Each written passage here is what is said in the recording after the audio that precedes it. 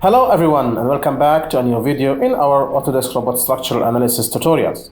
In this video I'm going to go rather back to the basics and little bit technical details. So instead of structures and big structures, I'm gonna try to talk a little bit about the modeling process itself. Today I will be talking about how to model such a system. This, in the first glance, seems to be simple and trivial. It's a one-way system where you have a concrete slab above 3 steel beams carried by steel main beams, which are in turn carried by columns. Sounds trivial, looks trivial, but in fact there is a lot of pitfalls you can fall in when you model this little system. This might be an eye-opener for bigger projects, so I hope you enjoy, and with that being said, sit back, relax, and enjoy the show.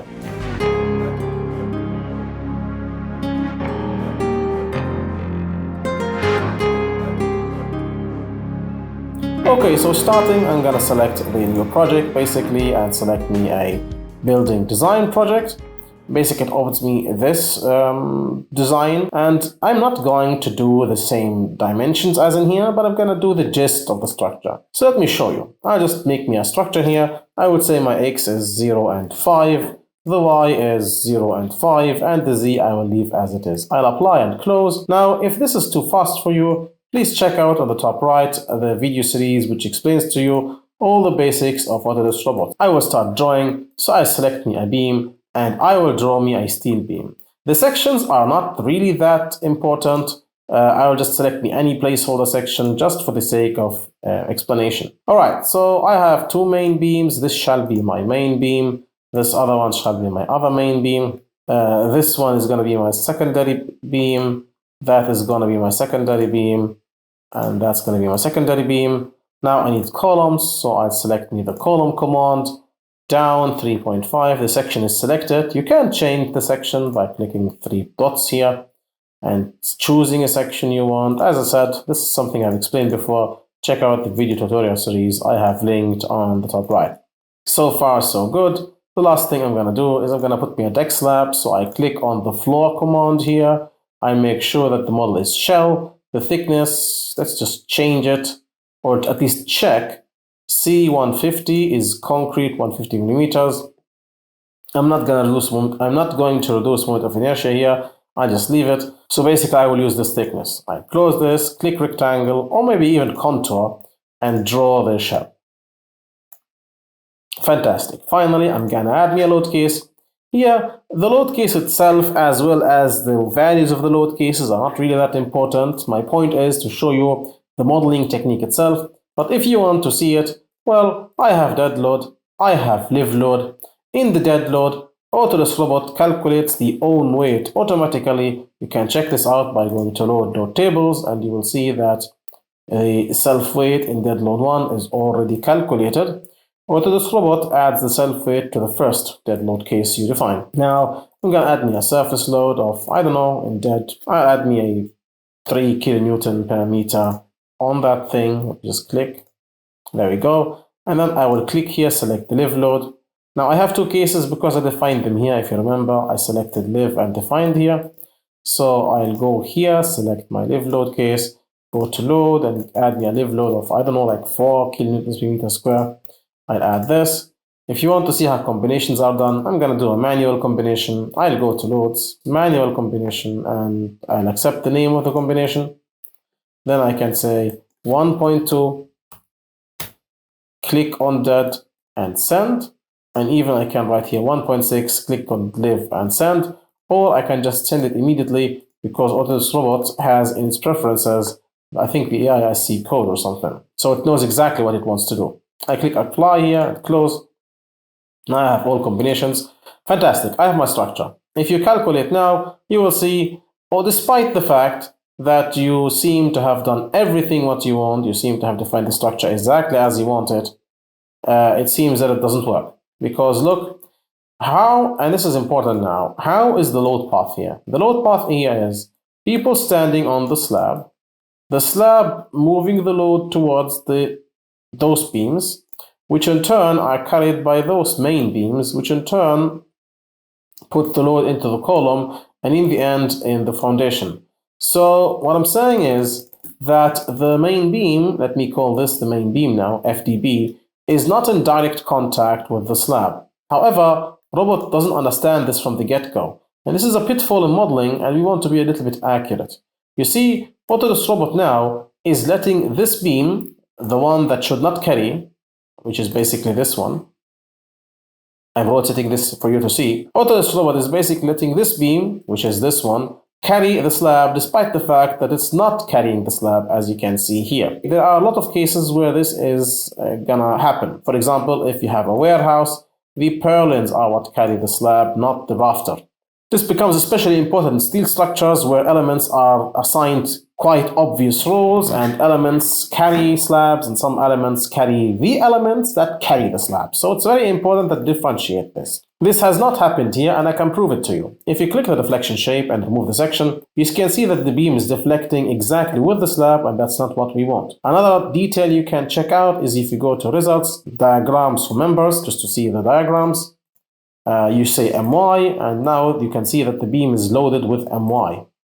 You might discuss now and tell me, wait, how do you know, recorder guy, that this is not the self-weight? You are right, you may not know this, but if I go to live load, the case where no self-weight was, you can see that there is still live load, which means that it's getting values from the slab besides the beam. You can even check this clearer if you go to FZ and remove MY.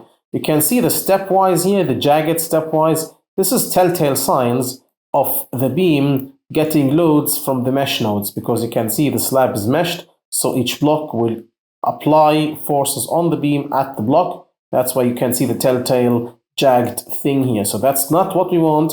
The beam is touching the slab, although it's not touching here. And the beam is carrying loads from the slab. That's not what we want. Okay, so how can we solve that? This is where analysis types comes into play. Structural model particular. But before I dive into this, let me copy this 3 times, because I'm going to do some tests.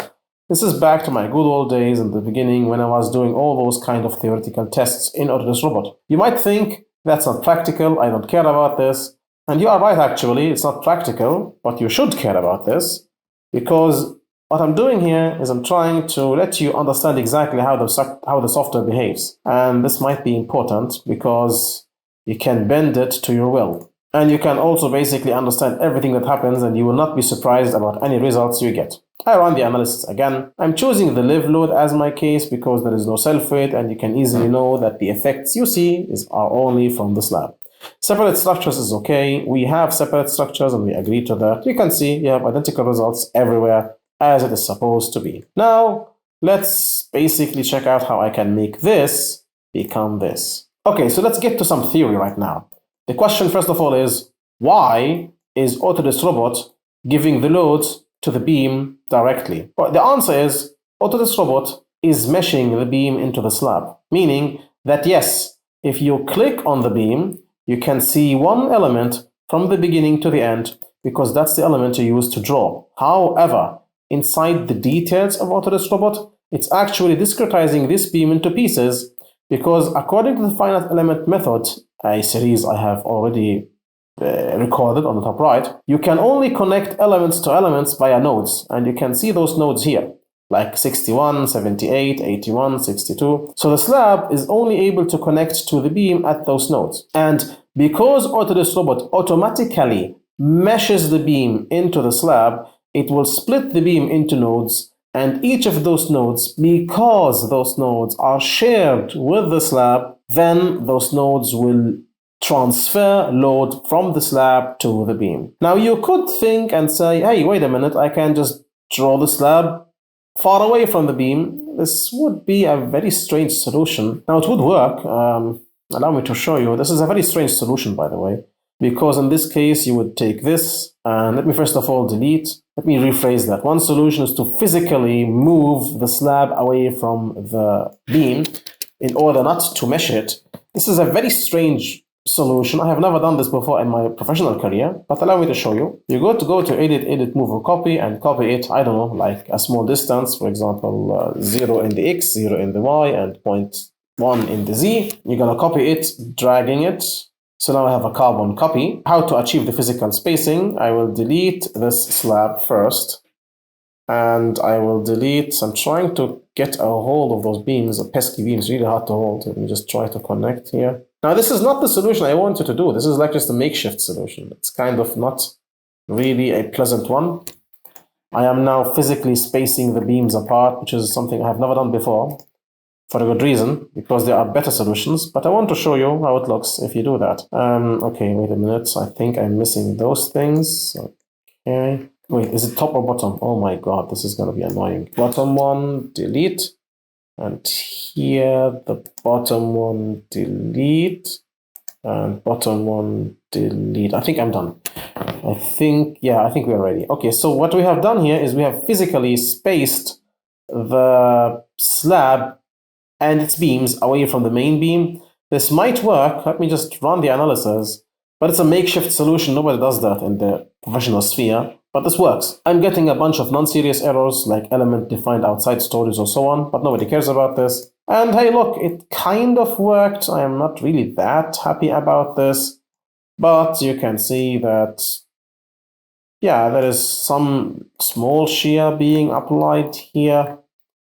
Yeah, at least you don't see the zigzaggy shear, which is telltale signs of meshing. You can see that now the slab doesn't touch the beam, so there is no joint nodes, which means there is no load transfer. However, that's not the best solution, but it's a solution, I guess. It's kind of a makeshift solution and also not accurate because I'm adding elements here that have their own stiffnesses.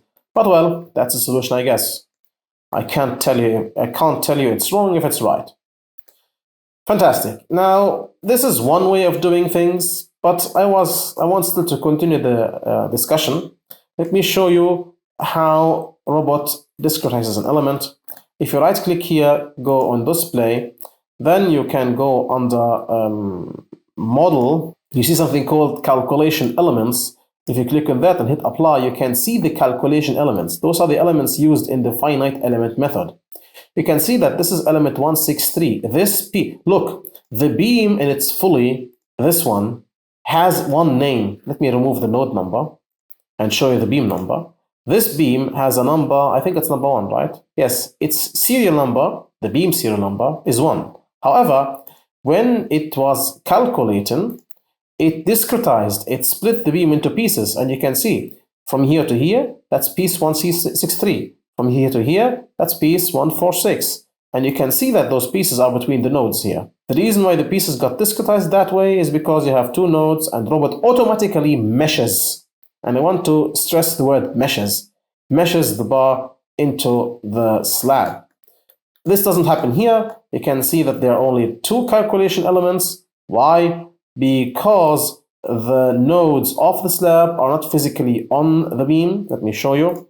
The nodes of the slab is not physically on the beam, so the beam is not going to be split into calculation pieces, and that's why it doesn't feel the slab loads. Now here, of course, we are back to the slab load being felt. So that's the reason, because robot is meshing the beam.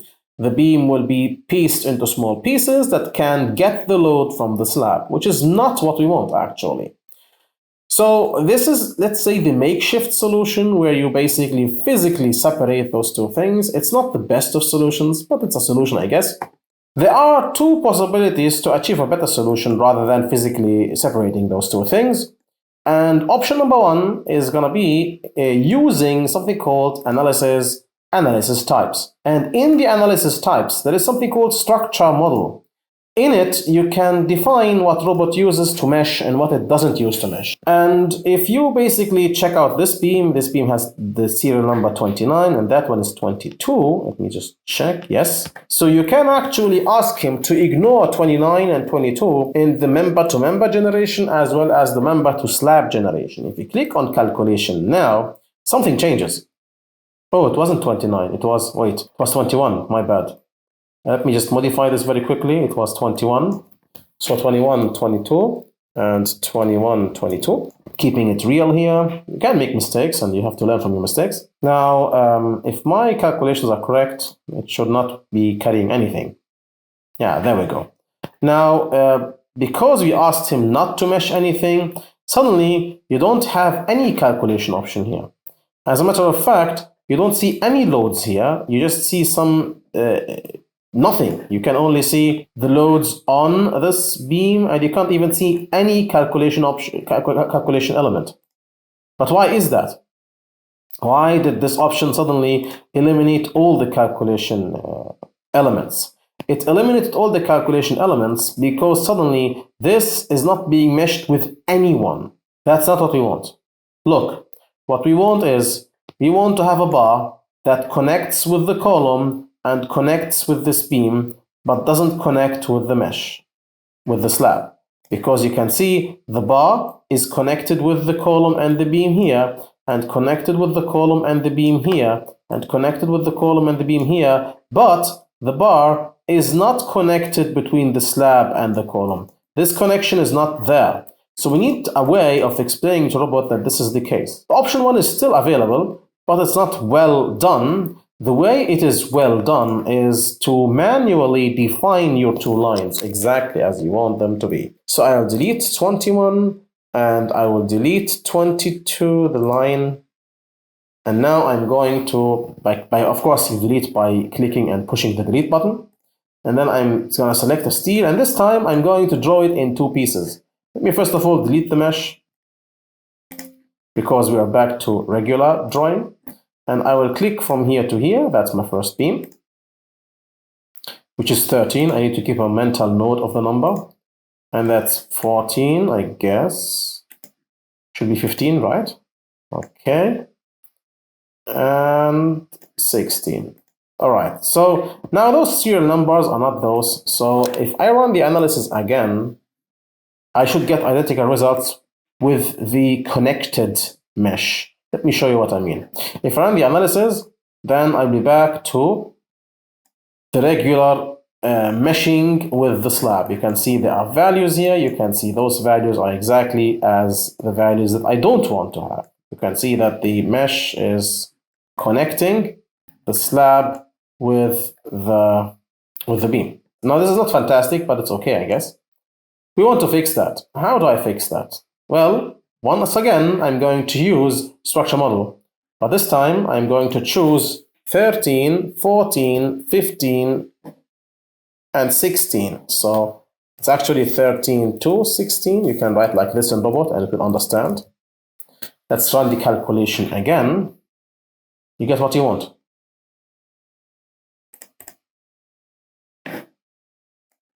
You can get what you want, and suddenly there is no zigzaggy pattern in the shear diagram, which is a telltale sign of beam of mesh interaction. You don't have it here. You have one shear jump because you're interacting with the column. Then you have nothing because suddenly the slab and the beam are not interacting. And then here you have one jump down because you have an interaction between the beam and the beam. And then you have a constant shear diagram because there is no interaction with the slab. And then you have a jump up because you're interacting with the column, which is exactly what you want. Now, the reason why you don't see a calculation element here, like you see calculation elements everywhere, 216 and so on, you don't see calculation elements here because there are no calculation elements, because it's just 14. What I mean by this is, look, you see calculation element 231, 232, it will show it to you only if the number of the element is different than the number of the calculation element. But if the calculation element and the element are just one, like in this case, you don't see it. You just see the number of the element. Further proof, if you click on the deflection shape, look at the difference between what robot shows to you in both cases. It might not be visible. Let me just try to visualize it. It's not really that visible. Let me try. Yeah, okay, there we go. You see here, robot is actually showing both the line and the mesh as one line because they are connected. However, there is a slight difference here between the line, the bar, and the mesh. You can see an opening here because the behavior of the beam, the deflection of the beam, and the deflection of the slab are not the same. They are not connected, so they don't share the same deflection. So that's one way of doing this. Of course, the results will not be identical with the beam of the previous try with the physically separation. None of the results will be identical because each method does have its own assumptions and its own shortcomings. I think this method of not meshing is, I guess, more likely. But, well, it is what it is. Now, don't be afraid. The values are actually very close, but it's just the arrows where the arrows are placed. Let me show you. If you right-click here on this bar and say Object Properties, you can see that the shear in Z, that's around negative 10.968. You can see it here. And it's here around negative 10.949, so they are close. Don't be fooled by the numbers because there are different locations. This and this are very close to each other. Not identical, but close. The final possible method for doing this is basically making a, making a release. If you go to Geometry, Additional Attributes, Releases, Linear Releases, you can basically release the slab from the beam. Now, I defined a release called Free Edge. If you double click on it, or you just click on the new button, you can define your own free edge by writing here Free Edge and making everything released.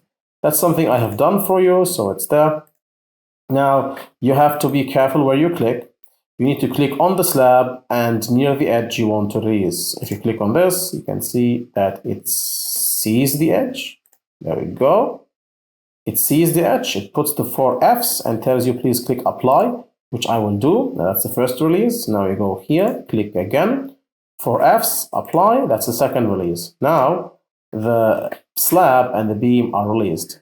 This is not 100% okay because it will cause some confusion in Autodesk Robot. I will show you what I mean. If you run the analysis, you can see that the value is slightly different. Like, you can see that those two values are very close to each other. The physical separation and the meshing trick are both very close to each other, but this seems to be an outlier. Even look, this shear here is 10 or something. I don't know what the shear here is. And here it's 23. And the problem with this method is that it might look good, but the problem is when you release the entire slab, like here, it means that the slab here is not carried by anything, neither by this beam, nor by this beam. It's like a slab in air. And I think you can see this in, if you show the reflection shape, I think you should see a cantilever, a slight cantilever, I might add. Yeah, you can see that it kind of knits down, like it was perfectly fine, and suddenly, here it was perfectly aligned with the beam. Look, I'm talking about this beam now. I'm talking about this one, the one highlighted, which is now, right, this one. Yes, I'm talking about this one, the one highlighted. Okay? And you can see that the slab was following the beam perfectly here, and all of a sudden here it's not following it. The reason why it's not following it is because the slab has been released entirely, and there is no way to release the slab just from the main beam and not from the secondary beam using the release method. So method number 3 looks cool, might be fast, but it's not the best. It might be okay, but it's not the best. The best method is either physical separation, which looks odd, or to play with the mesher to make robots understand that this beam is not going to be meshed into the slab. So yeah, that's basically everything I wanted to talk about today, which is basically about advanced modeling in steel. And with that being said, I hope that you enjoyed the video. And in the end, I want to give a linear release sized shout out to my dear channel members in the contributor level and the helper level, whose names are going to be shown on the screen. I want to thank them from the bottom of my heart, as the support of the channel is priceless to me and enables me to provide you with videos on time and with a certain quality I try to achieve, and for that I am forever thankful. I am very thankful also for reaching 5K. This is amazing. In the end, I hope that you enjoyed the video and you found it beneficial. If you have enjoyed the video, then please consider liking, sharing, subscribing, commenting, and so on. Especially subscribing, because it helps increase the reach of my channel. As per usual, this is the Civil Engineering Essentials channel, and we'll catch you in the next video. Bye bye.